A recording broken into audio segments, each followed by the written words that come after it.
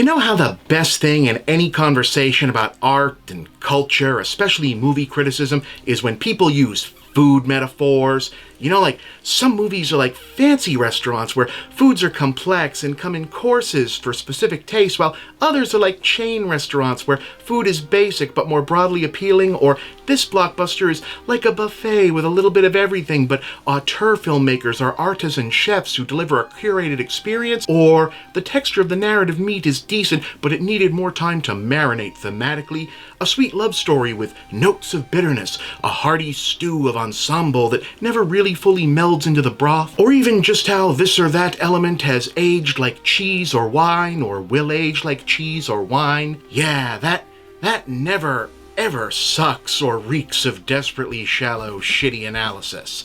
And you know what else is always terrific? Movies and or art that are allegories about movie making, or artists clapping back at criticism and the audience. Never turns out pretentious or bad, especially when something thinks it's smarter than it's capable of and what it's critiquing in the first place is pretentious and bad.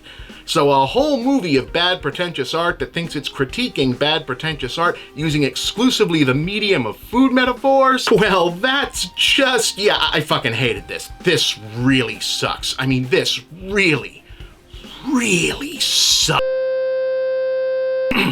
Stuck dead center between comedy that isn't funny, thriller that has no tension, and satire that just speaks its messages at the camera, the premise here is that Ralph Fiennes is a world-class chef who invites a bunch of elite foodies and wealthy influencers to an exclusive meal at his secluded island restaurant, but the courses are all themed around him getting to monologue about how he hates them, and capitalism sucks, and they've done bad things in life, blah blah, he's going to murder everyone, which is not a spoiler because the film is shot and directed with all the subtlety that the worst possible parody of its own premise would imply. But throwing the plans somewhat into disarray is Anya Taylor-Joy as the not super food-obsessed date of a guest who's actually only there as a last-minute substitution, and thus puts the chef's supposed moral calculations somewhat off balance vis-a-vis whether she truly belongs with the customers or the workers. Is she someone else entirely? Yeah, of course she is. She's the audience POV character who groks that the chef himself is also a stuck-up and petty guy, and not all his targets are necessarily guilty of severe transgressions. Some he just doesn't like, because in case you missed the subtle point here, turns out there's bad on both sides. Well, couldn't you just die? I know writers who use subtext, and they're all cowards.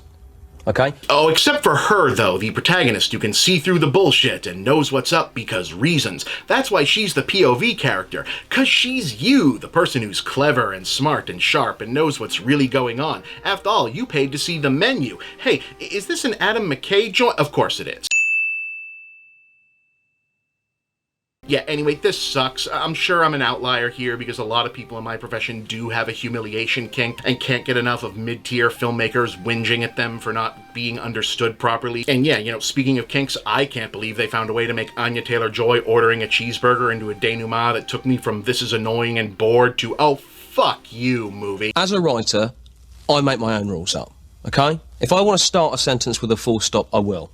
If I want to highlight social prejudice, I will, but I'll do it my way.